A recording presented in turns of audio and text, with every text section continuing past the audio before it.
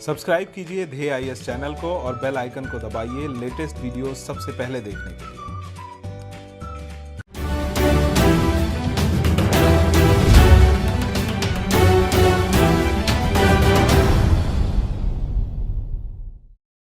नमस्कार, इनफोकस कार्यक्रम में आप सभी का स्वागत है।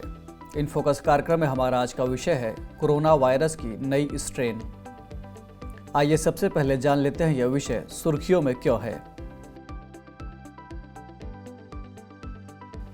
हाल ही में ब्रिटेन में और भी ज्यादा संक्रामक कोरोना वायरस वेरिएंट मिलने की खबर आई है।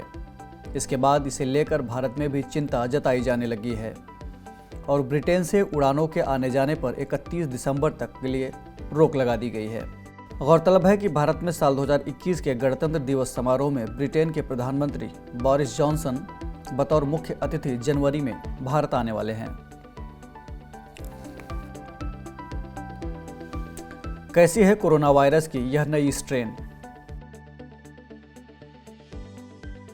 समझा जाता है कि वायरस का ये नया प्रकार या तो ब्रिटेन में किसी रोगी में आया या फिर ऐसे किसी देश से आया जहां कोरोना के म्यूटेशन यानी बदलाव पर नजर रखने की वैसी सुविधा नहीं थी।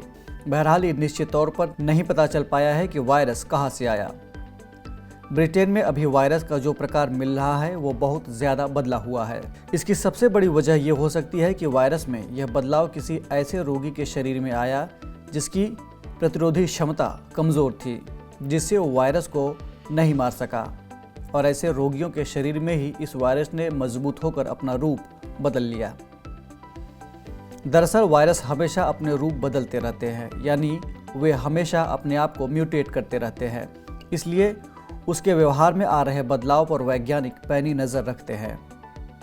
कोरोना वायरस के इस नए म्यूटेशन को सुपर स्प्रेडर बताया जा रहा है।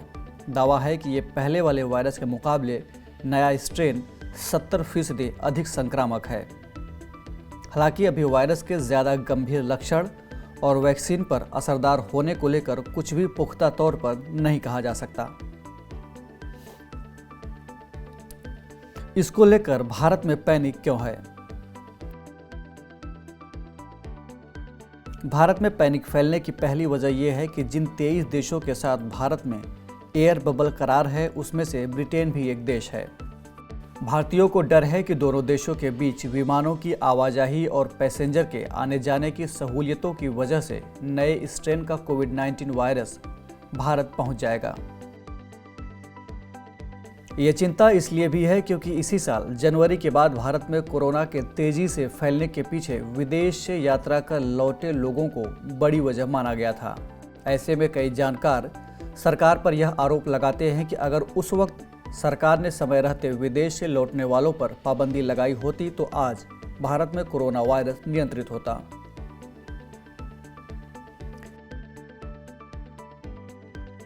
एयर बबल करार क्या है?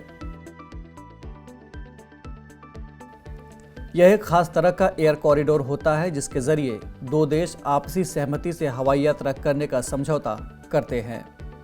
कोरोना के कारण अंतर्राष्ट्रीय उड़ानों पर पाबंदी लगी हुई है। ऐसे में एयर बबल्स के जरिए कोई भी दो देश ज़रूरी शर्तों का ध्यान रखते हुए अंतर्राष्ट्रीय उड़ानों की मंजूरी दे सकते हैं। भारत सरकार ने 23 देशों के साथ एयर बबल करार किया हुआ है।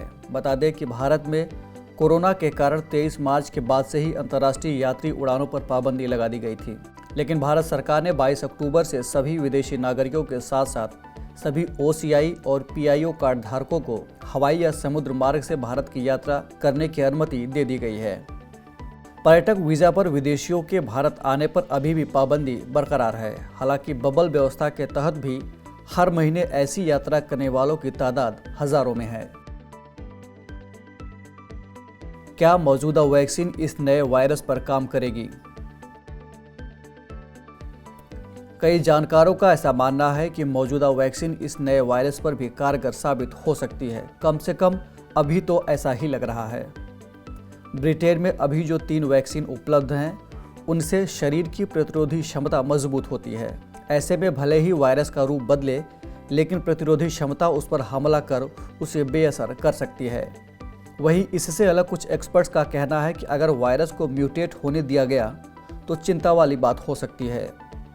दरअसल वायरस वैक्सीन से बचने के लिए अपना रूप बदलता रहता है, जिससे वैक्सीन पूरी तरह कारगर नहीं हो पाती और वायरस लोगों को संक्रमित करता रहता है। और यदि ऐसा हुआ तो फिर स्थिति फ्लू के जैसी हो जाएगी, जहां वैक्सीन को नियमित रूप से अपडेट करना पड़ता है। बहरहाल अच्छी बात यह है कि अभी जो भी वैक्सीन है उनमें बदलाव बड़ी आसानी से किया जा सकता है।